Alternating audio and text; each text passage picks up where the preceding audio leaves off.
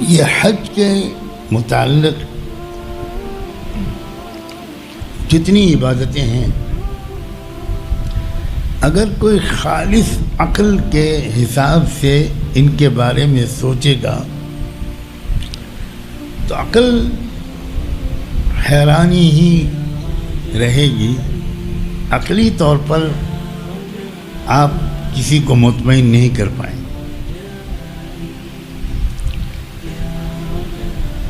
25-30-35 لاکھ لوگ حج میں جا رہے ہیں، اور حج میں بھی عجیب و غریب نقل و حرکت ہے. لمبا سفر کر کے مکے پہنچے،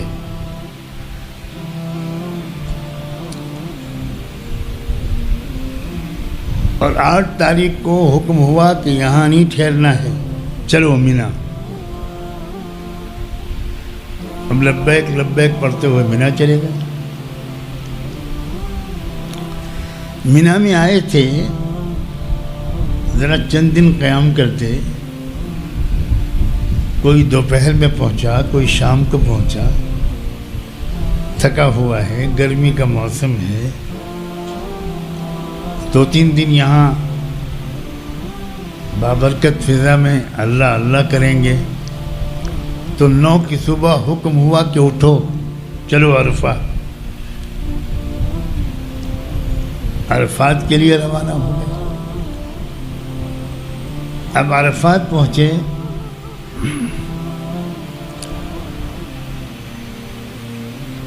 شام تک وہاں رکنے دیا گیا. مغرب کی اذان ہوئی اور آپ بے چین ہو گئے مغرب پڑھنے کے لیے. آپ کو آپ کے ساتھ جو عالم صاحب تھے انہوں نے فرمایا نا نا نا نا مغرب یہاں نہیں پڑھنی. ان کا سب میں اپنے ملک میں نے مغرب کبھی نہیں چھوڑی، مغرب میں نے کبھی لیٹ نہیں کی. دنیا کا ایک ملک ہے عجیب و غریب جہاں کا میں باشندہ ہوں، میں نے وہاں بھی نہیں چھوڑی. وہاں تو اتنے قسم کے لوگ رہتے ہیں جتنے قسم کے لوگ ایک عجائب گھر میں بھی نہیں رہتے. میں نے وہاں بھی کبھی مغرب نہیں لیٹ کی. آپ یہاں مجھ سے کہہ رہے ہیں کہ مغرب ابھی نہیں پڑھنی. جی جناب، اللہ کا یہی حکم ہے، آپ یہاں مغرب نہیں پڑھ سکتے. چلیے مزدلفہ. ان کا بھائی صاحب مزدلفہ پہنچتے پہنچتے عشاء ہو جائے گی، بلکہ ہو سکتا ہے 10 بج جائیں، رات کے 11 بج جائیں. کہا جائے گا مسئلہ یہی ہے، آپ یہاں مغرب نہیں پڑھیں گے، وہاں پہنچ کر مغرب اور عشاء پڑھیں گے. اچھا بھائی،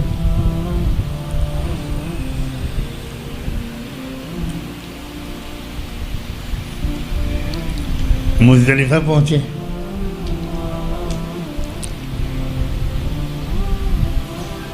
مزدلفہ میں رات کا قیام کیا.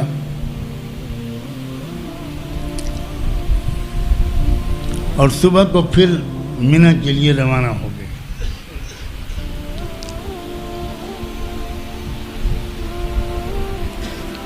اب مینا جو پہلے پہنچے تھے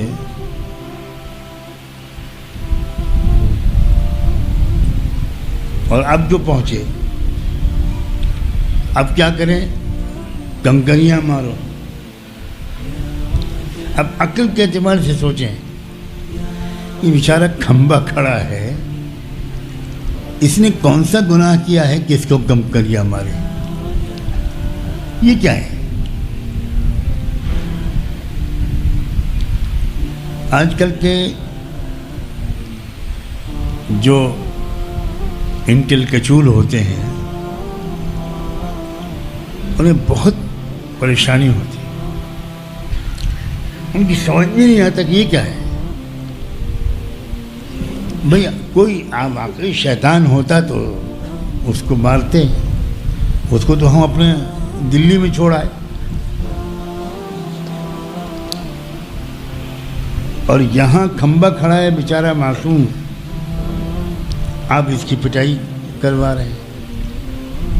اور پٹائی پہ یاد آ رہا ہے ماشاءاللہ ایسے ایسے پٹھان، خان بہادر، ان کو 7 کنکریاں مارنے میں مزہ نہیں آتا، تشفی نہیں ہوتی، دل نہیں بھرتا۔ اس کے بعد یہ چپل وہ جوتے، کم بخت۔ اب آگے اور جو وہ کہتے ہیں میں نہیں کہہ پا، ان کا آج زندگی بھر کے گناہوں کا بدلہ شیطان سے لینا۔ واقعی عجیب و غریب معاملہ۔ اگر انسان رب اور بندے کے رشتے کو نہ سمجھے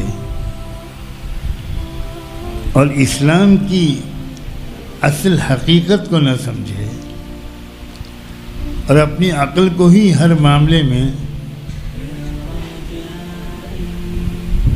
فیصل اور حکم قرار دے تو بہت عجیب اشکالات لوگوں کو ہوتے ہیں۔ اللہ تعالیٰ نے حج کے اعمال ایسے رکھے ہیں کہ دیکھو،